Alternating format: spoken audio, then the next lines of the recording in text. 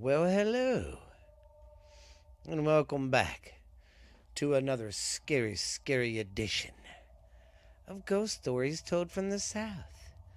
I am your host, Stephen LeBooth, and I got some creepy, scary stories for you. How is everybody? Sorry I am late doing this. I am a football junkie. I like college football, and I was watching all the championship games this weekend. And I had some family come over, and we had a little shindig, so my bad. But I'm back. I'm here. I didn't go anywhere, and I promise they will be on Saturdays, and I'll keep them content that way, guys. But yeah, had a good time. Had a bonfire going, telling some creepy stories and stuff to the kiddos, trying to scare them. Other than that, it was a good weekend. I hope you had a great weekend. Like I said, sorry I'm late, and want to say thank you once again to everybody for the downloads and the followers. Numbers are growing, so it's awesome.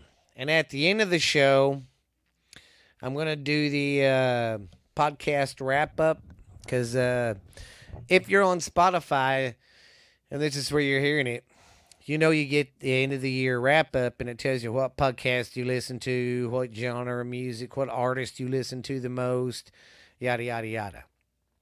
Well, it does that too for people who make the podcast. And it gives you end of the year of what countries heard from you, which episode was the best, yada, yada, yada. So I'm going to do that too at the end of the episode.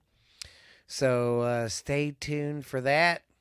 And today, we're going to go to old Scotland and go look up some scary stuff over there. So, without further ado, go get you a blanket, a nice warm blanket. Get you some hot coffee or some hot tea or whatever you prefer. Get cozy by the fire, because Stephen LeBooth is going to scare you. All right. Our first story we have is the Severals Hospital. Oh, in England. I'm sorry. This one's in England, not Scotland. Anyways. Well, yeah. They're kind of mixed. They're kind of like in England. Wait a minute. I'm on the right one. Okay.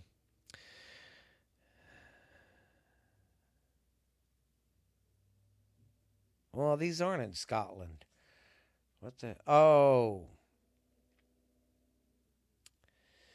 Okay. These, I take that back. That's, I went a little too far reading ahead in my notes. I got had my stuff together. These stories are still of England. We're going to finish up the hospitals in England and the, these are kind of like around the world, really. But we're going to finish these up, and then after that, then we'll be in Scotland. But not today. So my bad, I'm sorry for that. But let's get this sucker going. What do you say? All right, our first story is, like I said, Severals Hospital in England. Bloody old England. Okay. The town of Clockster, once the capital of Rome, Britain, is rich with history. From Gloucester's castle to the largest surviving Norman castle in Europe, to the massive jumbo water tower built in 1883 on the outskirts of the town, however, lies a haunting remnant of Clockster's past, the ruins of Severals Hospital. Built in 1910, The 300-acre asylum once housed more than 2,000 patients. Designed on the popular Econoline plan of asylum construction, the hospital was composed of wards, offices, and services and service rooms linked together by corridors. The result was a sprawling complex of interconnecting buildings where one would work for hours without ever stepping aside. Windows pierced the corridors that linked these buildings. Intentionally, the window frames had no glass, exposing the passageways to the elements. An account from one former nurse claimed that bats haunted the nooks and crevices of these open air spaces, often startling the orderlies and causing them to run screaming down the halls. Wards are originally separated by sex at Severals Hospital, with some of these earlier female patients admitted by their own family members after giving birth to illegitimate children or suffering sexual assault. So basically, back then, if you had a pregnant teenager, your kid was 16, 17, whatever, got pregnant, well, that's where they would send them back then. It was kind of messed up because they would send you there just to keep you away because you were a outcast to the family. Where was I at?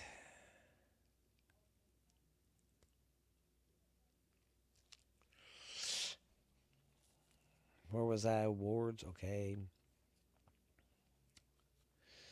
Took a patience, attempted, okay. I hate this when I stop and talk to you guys and I lose my place. Okay.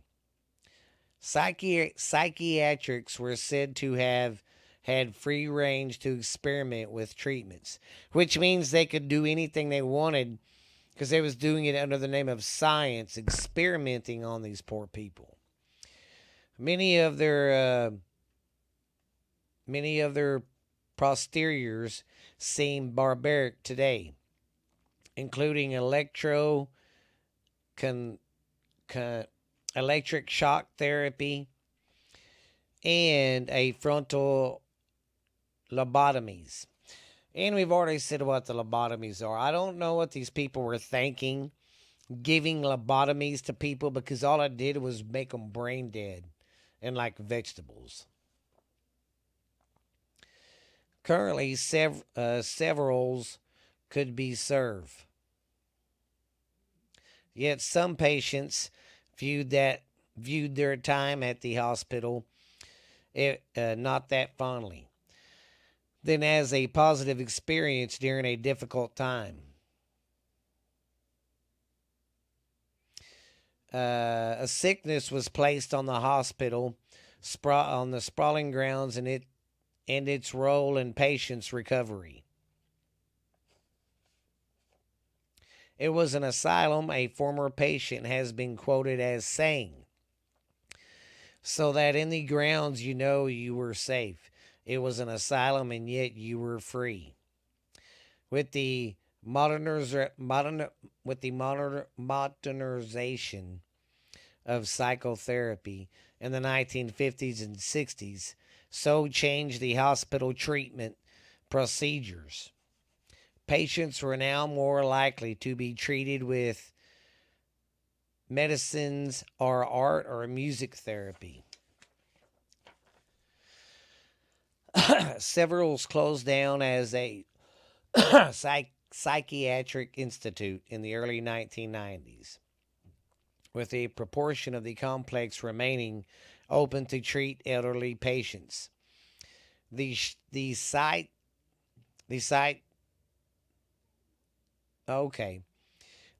shut down completely in 1997.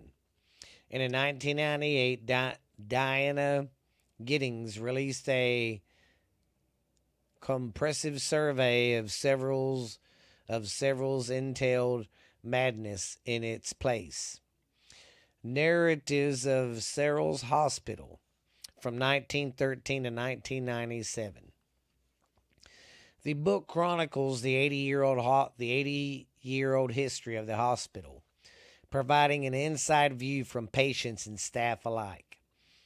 Despite several attempts at redevelopment, Several's Hospital remains empty.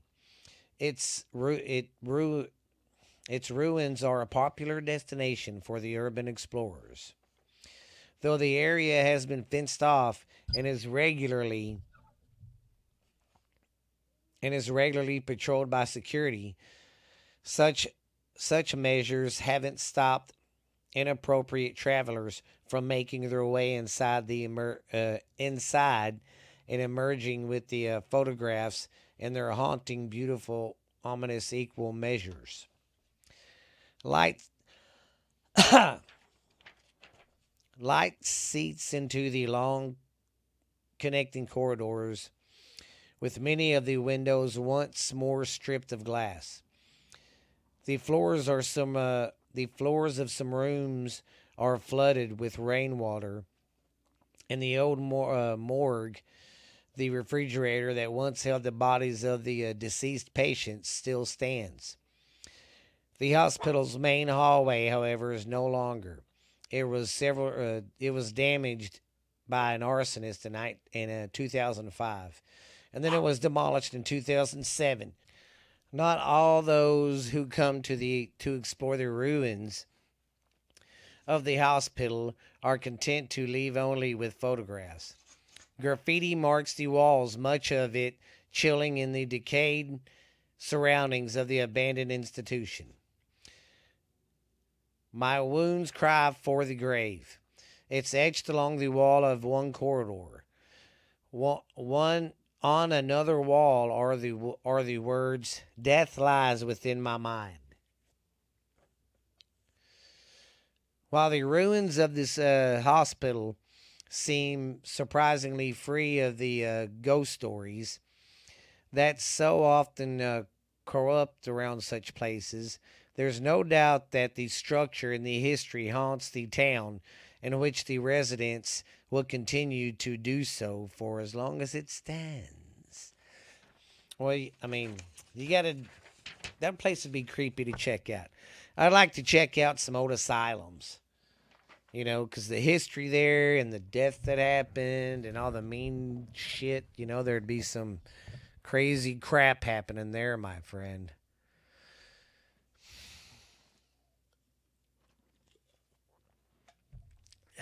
All right. All right. Are you ladies and gentlemen ready for the next one? It's a shorty. The next story is the Whittingham Hospital in England. Near Preston, Whittingham Hospital opened as a psychiatric hospital in 1873. It quickly grew to be the largest mental asylum in Britain.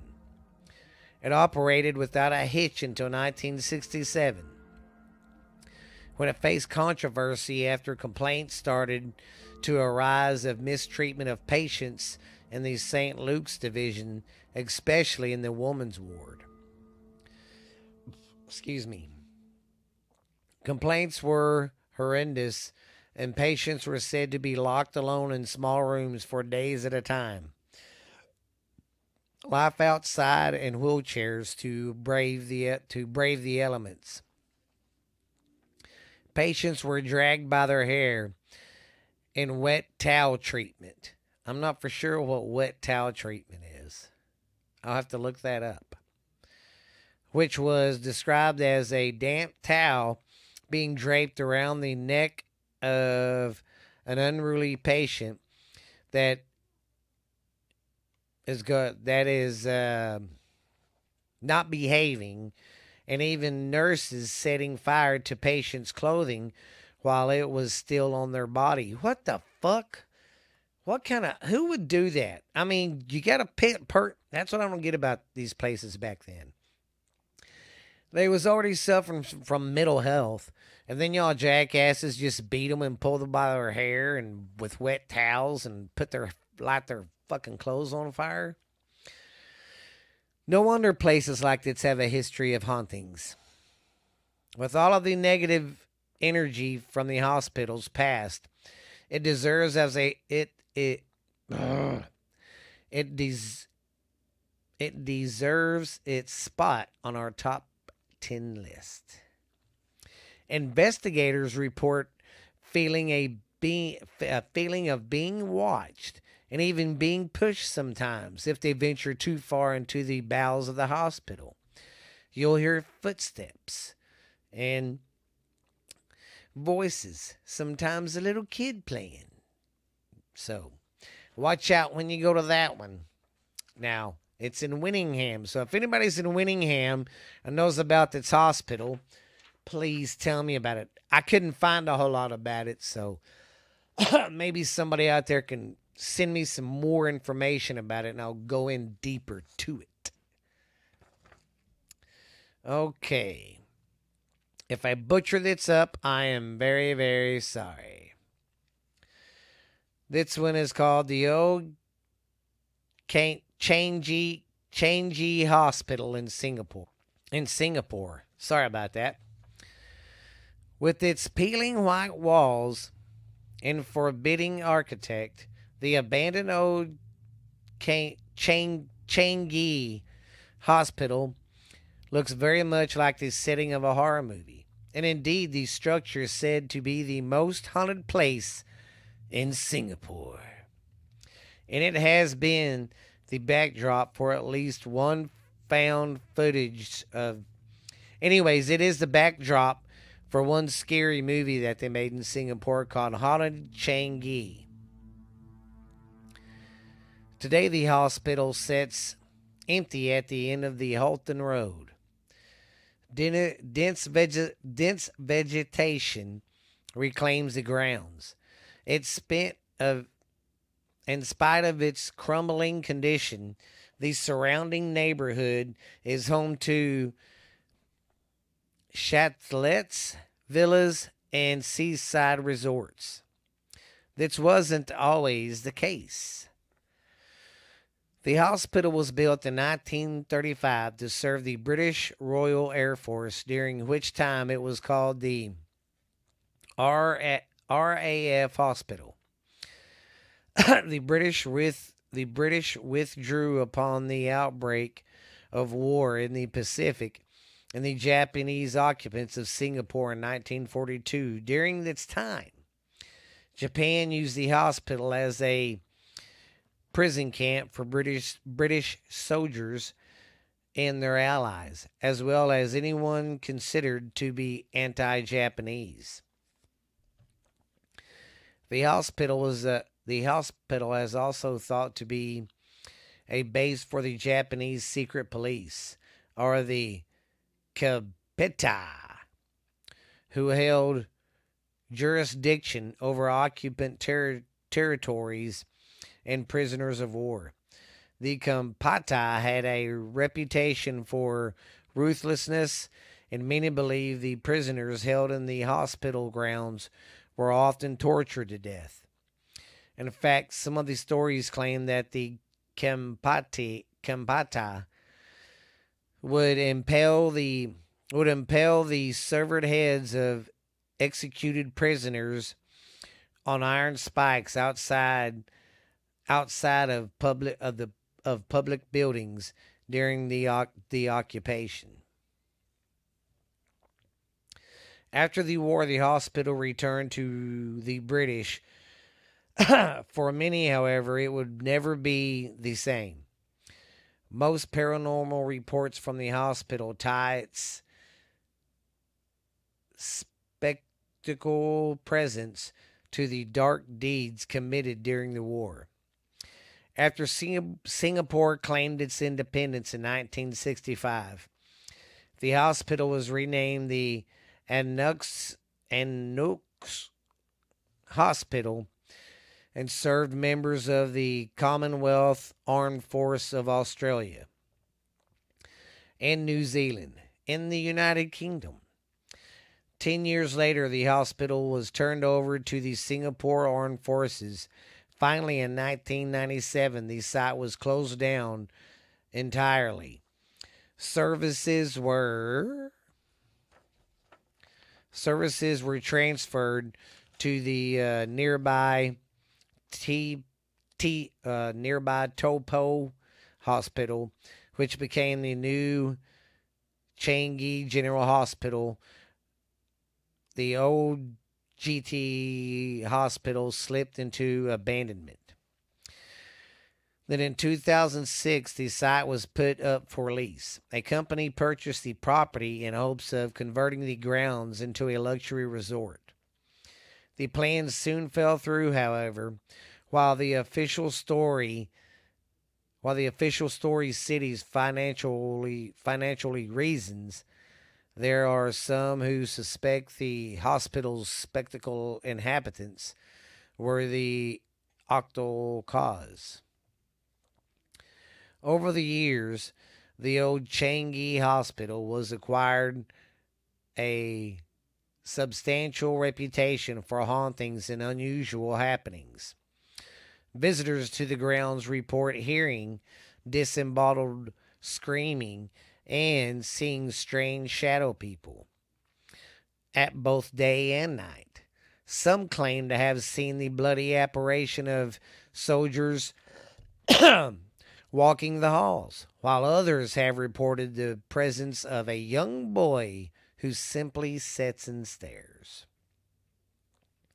While filming the movie Haunted Changi, the cast and crew reported a variety of odd occurrences, including sudden loud noises, ghostly voices, sightings of a woman with a black aura, and even contact with the unseen hands. The crew also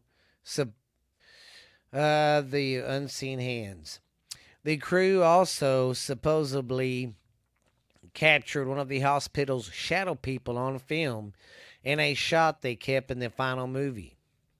So many encounters have occurred at the old hospital that there's an entire page devoted to the abandoned structure. It just gives you the information where it is, and it's if you want to check it out, there's more. I'm still going to read more, but here's a place to go. Hung Zai, Singapore, freakiest online ghost stories. Go there and you'll find more ghost stories about this. But I still got more to talk about. So,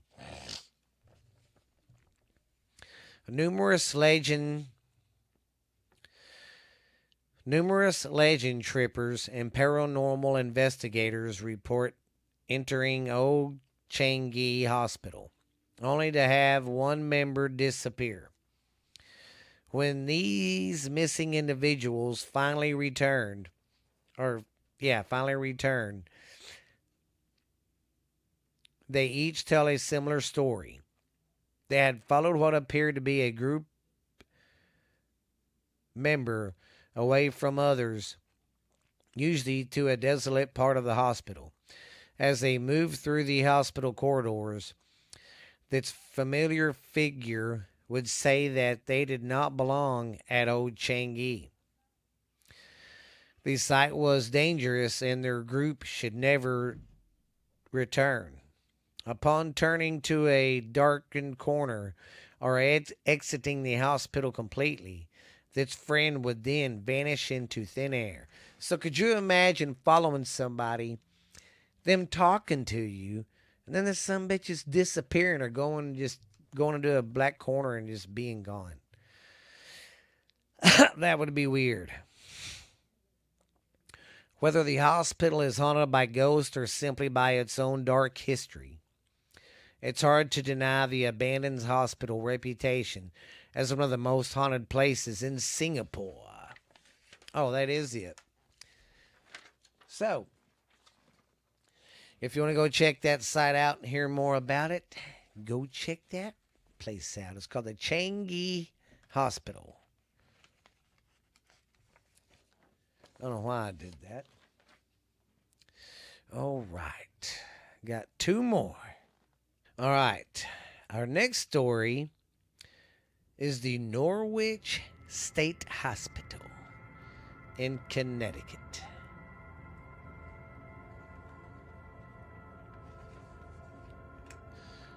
The hospital was built in 1904 primarily as a treatment facility for the criminally insane.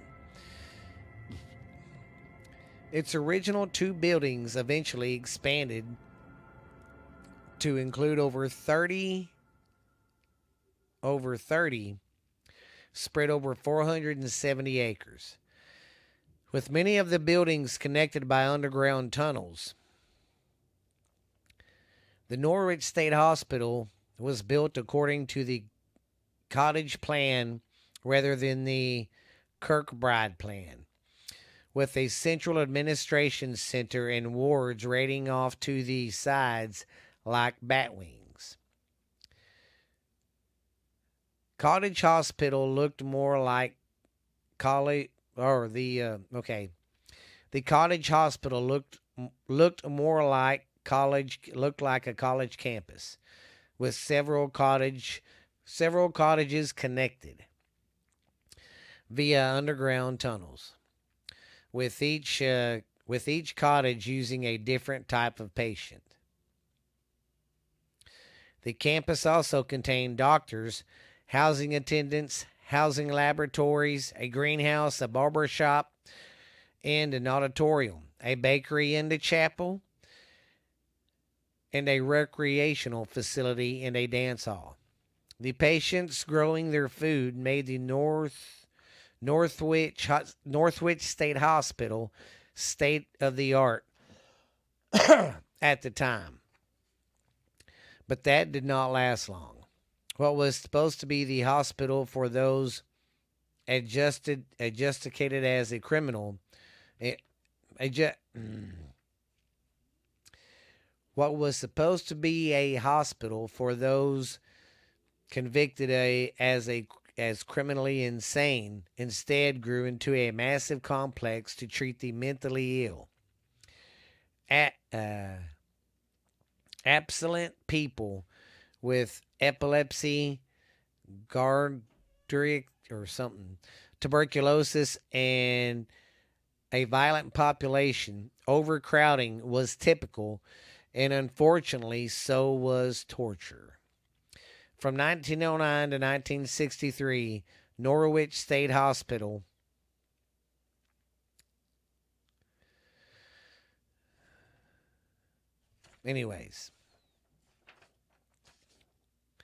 the Norwich State Hospital performed sterilization of part of removal of body parts. Nazi Germany comes to mind when people think of econics. But the United States was the first nation to practice econics via sterilization. In its practice, meant to control human procreation, was executed at Norwich State Hospital.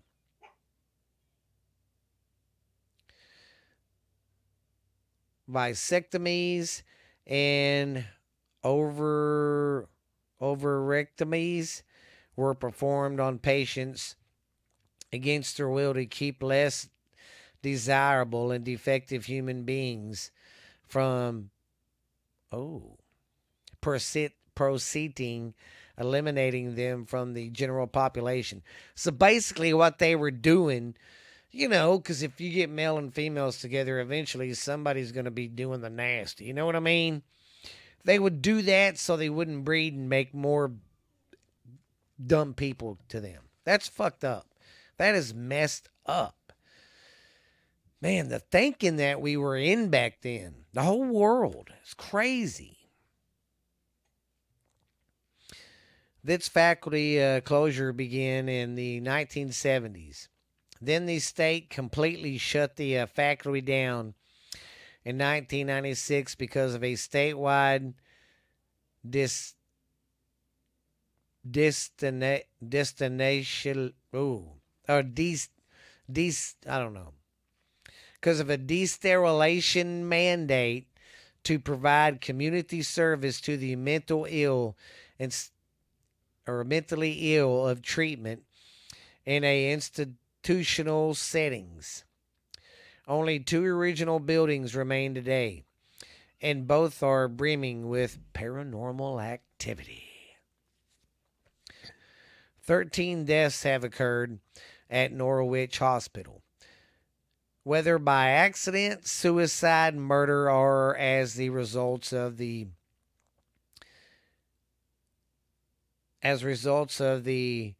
permanently released or escaped patients.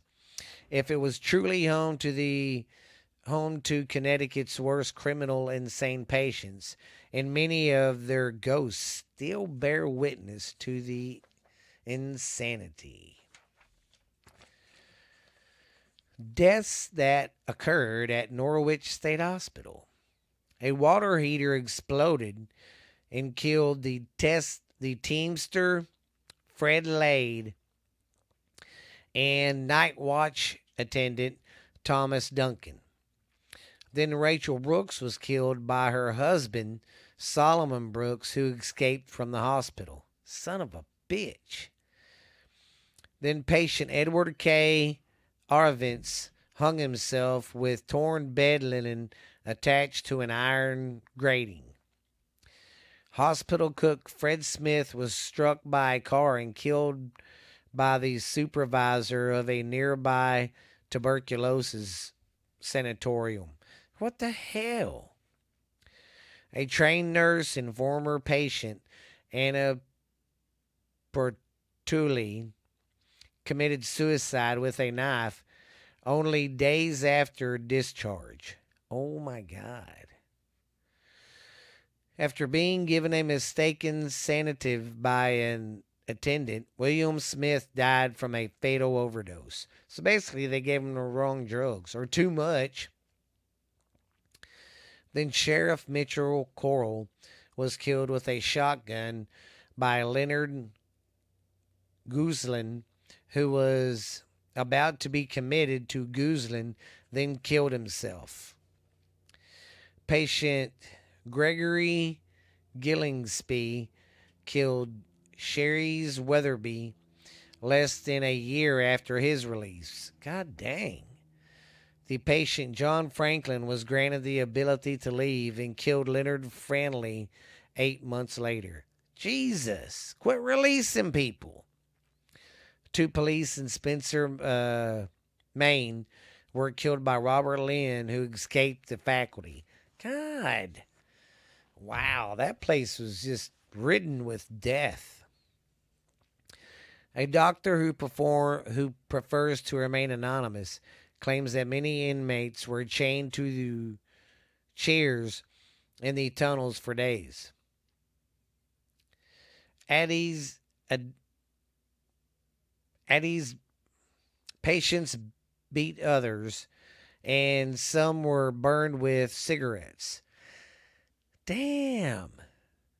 Still others endured the torture of failed experiments. See, that's just bad. 4 women patients were incorrectly for brutally killing their children.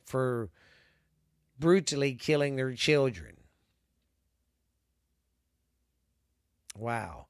4 women patients were incarcerated for brutally killing their children. That's crazy. Okay.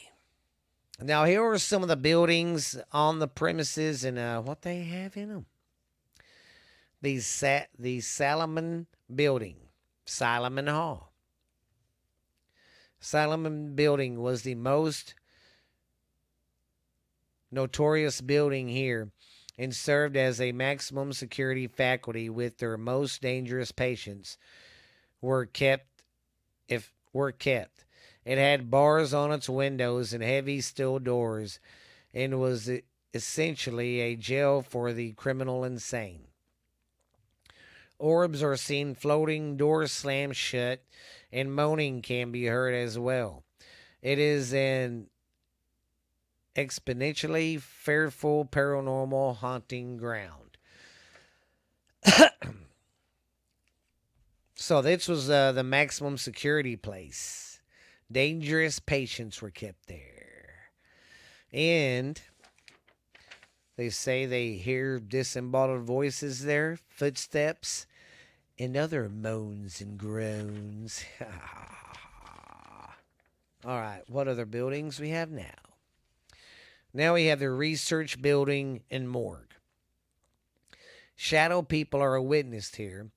Footsteps have been captured on digital recorders, and so have EVPs. Excuse me.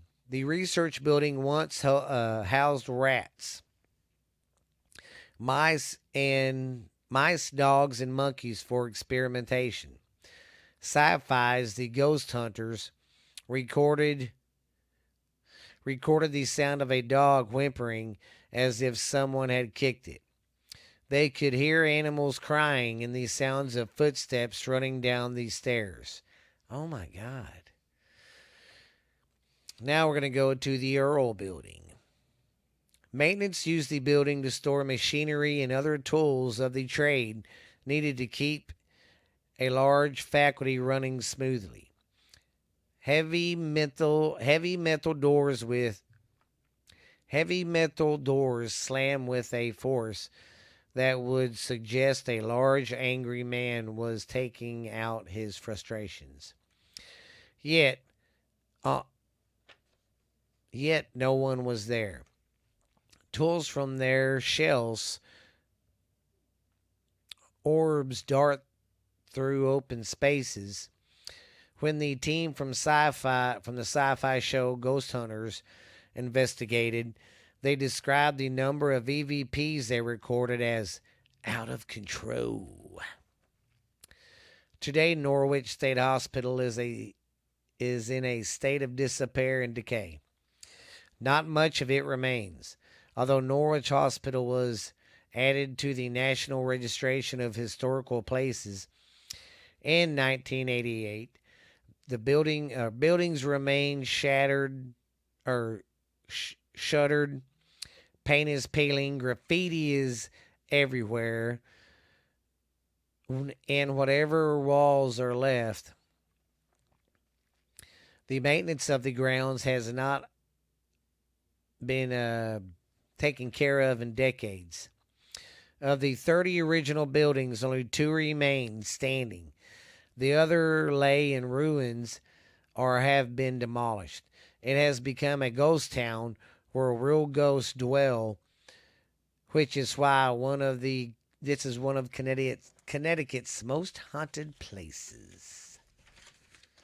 So if you're up there in Connecticut and you've heard about that place, shoot me a message. Let me know about it. All right. Our next story is the Pennhurst Asylum in Pennsylvania. The Pennhurst Asylum was once known as Pennhurst State School or the Eastern Pennsylvania State Institution for the feebly minded and epileptic, a name that truly shows its age. It was built to house people with physical and mental disabilities in southern Pennsylvania.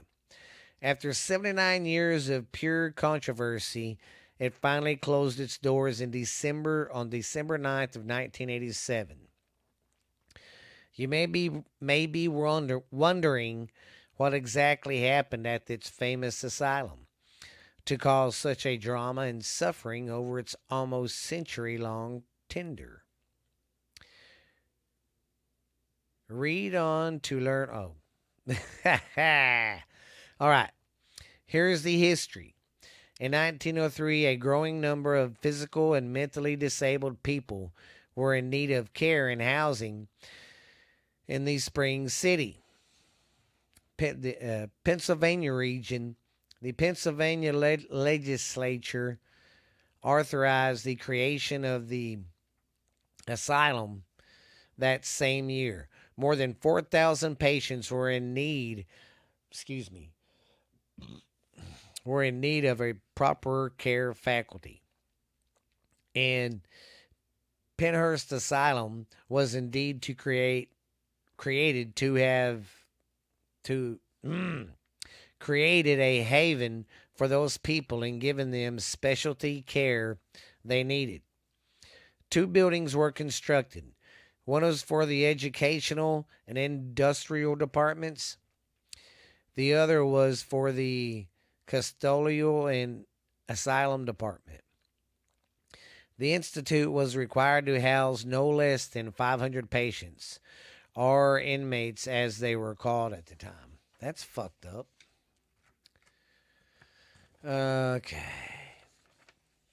From 1903 until 1908, the first buildings were being constructed on the 634-acre property. The dining halls, kitchen, and storerooms, cottages, teachers' homes, laundries, and power stations were also created alongside the main housing units. The Pennhurst Asylum campus is massive, a small city all on its own, with other 30 buildings. The buildings were designed by Philip H. Johnson, who had 2 stories, and were made of terracotta, granite, and red brick. They were all connected with fireproof tunnels and walkways used for transporting residents from building to building. On November 23rd, 1908, patient number 1 was admitted to the hospital. Within 4 years, the Pennhurst Asylum was overcrowded and under the pressure of the state to start admitting immigrants. Oh my God. Admitting immigrants, orphans, and even criminals. As prisons were also being too full. Residents were admitted and classified into a mental categories of of imbecile or insane. That's fucked up. They would categorize people. You're either an imbecile or you're insane. Into the physical categories of epileptic or healthy. And into dental categories as good, poor, or treated teeth. Upon their arrival, residents were then assigned to jobs such as shoemaking, farming, laundry, sewing, painting, or mattress making, to name a few things. All right, now the mentally health misunderstood. In 1913, the knowledge and awareness of mental health disorders were highly misunderstood. State legislature declared that disabled people were unfit for citizenship and posed a menace to the peace. See, that's so fucked up. And thus recommended a program of custodial care. Furthermore, legislature desired preventing the intermixing of genes of the house at the asylum and the general population. Pennhurst chief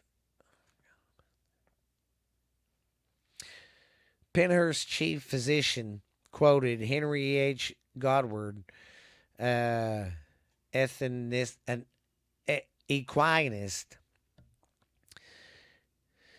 Every fearable-minded person is a potential criminal. The general public, although more convicted today than ever before, that is a good thing to segregate the idiot or the imbecile. They have not as yet been convicted as to the proper treatment of the defective person, which is the brighter and more dangerous individual. Okay. Guys, a little cuckoo there, Henry H. Goddard.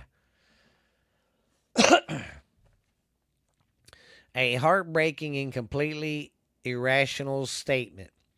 The treatment of patients, especially those who had more severe disabilities, were treated horrendously. Conditions at the asylum were finally exposed in 1968 when a local news station aired a 5-part report on the asylum. Again, in 1981, a Time magazine article described Pennhurst as of having a history of being understaffed, dirty, and violent. And in 1983, 9 asylum employees were indicted on charges of slapping and beating patients, including those in wheelchairs, and arranging for patients to fight one another. Oh my God.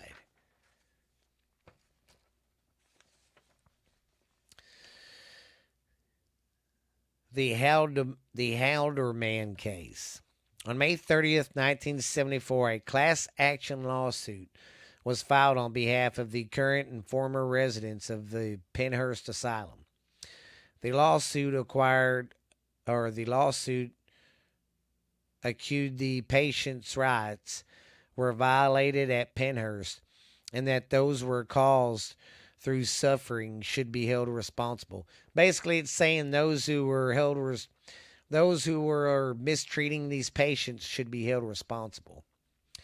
After a 30-day trial, U.S. District Court, Judge Raymond J. Broderick found the penthouse was indeed overcrowded, understaffed, and lacked the programs needed to care for residents. He found the various forms of residence were used as a result of lack of staff, including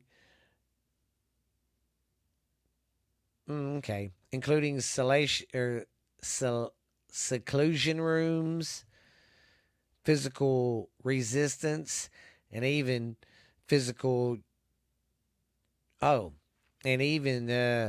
psychedelic drugs. So they would give these motherfuckers drugs like that on purpose. The environment of the building was found to be hazardous to the existence that it was not only not conducive to learning new skills, but it is so poor that it contributes to losing skills already learned. Residents also found to have been abused by other residents and staff. The reporter who first broke the story about Pennhurst were completely horrified by the conditions. Bill Bettany, the young reporter who headed the story, said, "We started shooting. My crew was morphed. I mean, I had trouble keeping them on the job because they were literally getting sick from what they saw. Children were tied to beds. Residents were emaciated and naked. In words of..." God dang it, I hate it when I gotta flip the pages. Or is it naked? In wards of infants, which means they had a lot of infants and children from the ages of 6 months to 5 years. They were clustered together in metal cages. Some people were even left to lie on their own waste for days. This abuse and negative energy left an imprint on Pennhurst and the land it sits on. And this is evidenced by the staggering amount of hauntings that are reported here today. The hauntings.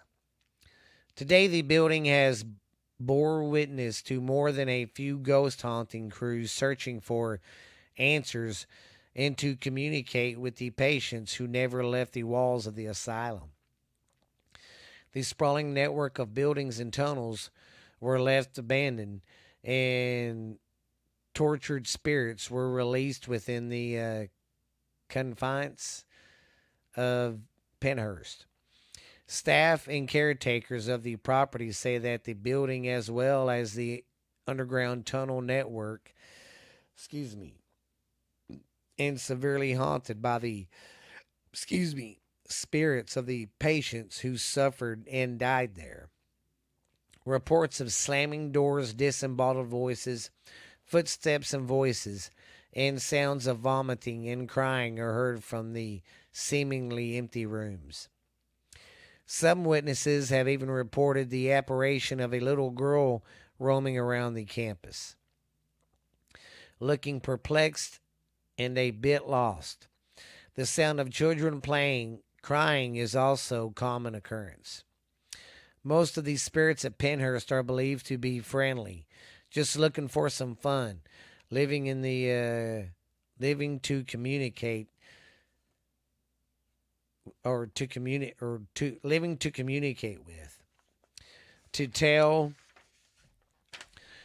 their story. Reports of satanic worship have even came from the property. Okay, now the asylum today. A site of overworldly urban decay, the asylum sits stagnant, with twisting vines and roots weaving and out of the buildings. And it almost seems as if nature is trying to reclaim these stones, to destroy the unnatural happenings that took place here. Inside these tombs are hallways filled with old laundry totes, sacked with multiple clothes and linens, layers of graffiti, rusted wheelchairs, and rain sneaking in. Raw negative emotions filled the halls of the Pennhurst years ago, and most of the heaviness hasn't left. It's ingrained in the walls, the floors, the ceilings. Today, Penthouse sits as part of a haunted attraction, a part memorially to the dead. It is hoped that we do not forget what happened here, as it is necessary to remember the mistakes of the past to prevent them from happening again. Well, I hope you guys and gals enjoyed that. That is it for today. I will be back Saturday morning. You will find my podcast at 3 o'clock in the morning, Saturday morning, baby. It will be back. I'm on schedule. I just had a little fun this weekend. But I didn't mean to let you down, guys. But I'm back on track. Don't worry about it. So, just want to say thank you once again for listening to everybody who listens. And just thank you and keep telling your friends about it and pass the word on, man. We'll see you guys later. Have a good one, man. And be spooky and be scary. This is Stephen LeBooth from Ghost Stories Told from the South. See you later, man. Bye.